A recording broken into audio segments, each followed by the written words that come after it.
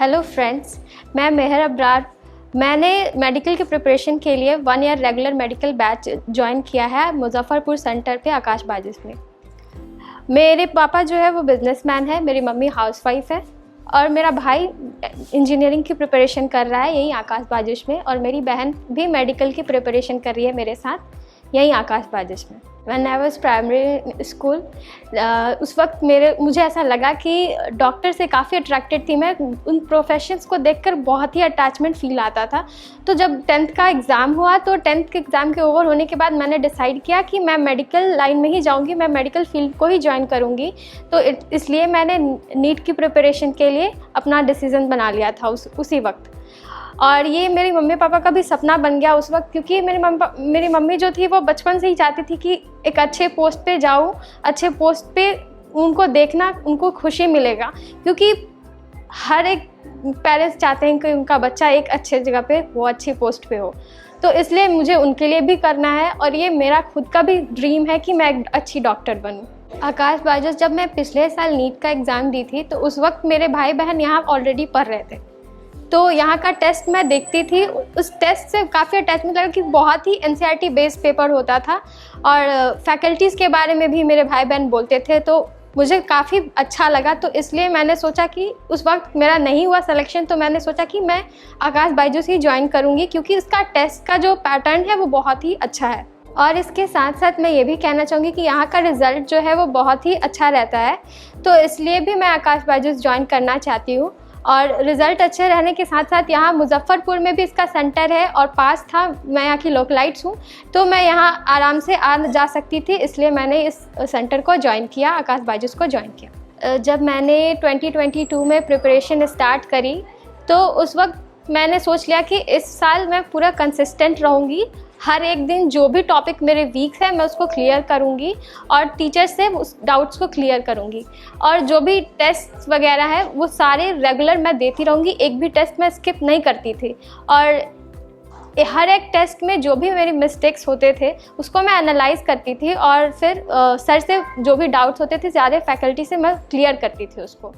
Pollen grains के सबसे बाहर वाली लेयर को एक्जाइन कहते हैं, और एक्जाइन की जो लेयर होती है उसमें एक्जाइन वाली लेयर में स्पोरोपोलिन की कवरिंग होती है। तो एक्जाइन जो लेयर होती है उसमें स्पोरोपोलिन नाम का केमिकल चिपका होता है। और वो नॉन डिग्रेडेबल केमिकल होने की वजह से ये डिग्रेड नहीं होता, और दैट्स वाई पॉलन ग्रेन्स का जो फॉसिलाइजेशन होता है वो आसानी से होता है, गुड कंडीशन में मिलता है। तो पॉलन ग्रेन्स को जब भी देखा जाए गुड कंडीशन में क्यों मिलते हैं, क्योंकि उसकी आउटर कवरिंग जो है एक्जाइन की लेयर है वो किस चीज़ की बनी है, स्पोरोपोलिन की बनी है। और स्पोरोपोलिन बायोडिग्रेडेबल नहीं है, नॉन बायोडिग्रेडेबल केमिकल है।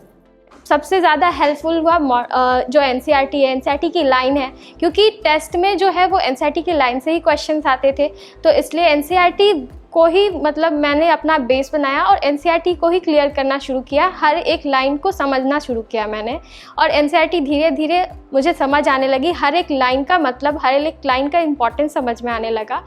और NCERT मैप जो थे वो लास्ट टाइम में फुल सिलेबस टेस्ट जब शुरू हुए तो वो बहुत ही हेल्पफुल रहा, क्योंकि 1-2 दिन का गैप मिलता था तो उसमें पूरा सिलेबस पढ़ने का टाइम नहीं हो पाता था। तो इस वजह से NCERT मैप बहुत ही हेल्पफुल रहा है।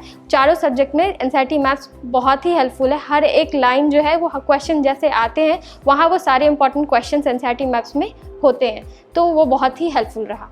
नीट के प्रिपरेशन के लिए NCERT the base, NCERT is the main course book, जहाँ से हम सारे क्वेश्चंस को अटेम्प्ट कर सकते हैं, मैक्सिमम टू मैक्सिमम स्कोर कर सकते हैं। और इसके लिए आकाश बाजिश ने हमें 2 बुक प्रोवाइड किए हैं, 2 मॉड्यूल प्रोवाइड किया गया है, NCERT maps and NCERT liner. तो मैं जब NCERT पढ़ती थी तो NCERT पढ़ने के बाद NCERT लाइनर और NCERT मैप दोनों के क्वेश्चन सॉल्व करने से मेरी पूरी NCERT जो है वो क्लियर हो जाती थी। चैप्टर वाइज मैं ऐसा ही करती गई और हर एक चैप्टर जो है वो उससे क्लियर हुआ, हर एक लाइन जो है वो मेमोराइज्ड होते चले गए, हर एक लाइन जो है वो ब्रेन में रहता गया, और जब एग्ज़ाम में जब वो क्वेश्चन आएगा तो वो नया नहीं लगेगा, क्योंकि वो सारे लाइंस जो है वो NCERT के मेमोराइज्ड हो जाएंगे। बस 2 बुक जो है वो NCERT पढ़ने के बाद सॉल्व करना बहुत ही इंपॉर्टेंट है, NCERT liner and NCERT map. NEET के एग्ज़ाम के पहले जो मेरी स्ट्रैटेजी थी वो मतलब कि एनसीईआरटी की नोट जो भी मैंने अपने प्रिपरेशन में टाइम में पूरे 1 ईयर के प्रिपरेशन में जो मैंने बनाई है उसको रिवाइज़ करना शुरू करी मैं। और एनसीईआरटी मैप्स बायो को पढ़ने के लिए टाइम नहीं होता है, तो एनसीईआरटी मैप्स जो है वो मैं बार बार देखना शुरू कर दी, क्योंकि एनसीईआरटी पढ़ने में बहुत ही टाइम लग रहा था। तो एनसीईआरटी मैप्स जो है वो काफ़ी हेल्पफुल रहा इस टाइम पे, बहुत क्रूशियल टाइम था। इस वजह से मैं एनसीईआरटी मैप्स को बार बार देखना शुरू करी, तो इसकी वजह से मेरी मेमोरी जो है वो बढ़ने लगी और सारे कॉन्सेप्ट जो है वो धीरे धीरे फिर याद आने लगे मुझे, जो मैं भूल चुकी थी। बहुत सारे टॉपिक्स जो मैं भूल चुकी हूँ वो सबको मैं रिवाइज़ करना शुरू कर दी एनसीईआरटी मैप के थ्रू, और जो भी नोट्स थे, जो टीचर्स के नोट्स जो मेरे पास अवेलेबल थे, वो सबको रिवाइज़ करना शुरू करी मैं, और इसलिए मेरे मार्क्स बूस्ट अप हो पाए।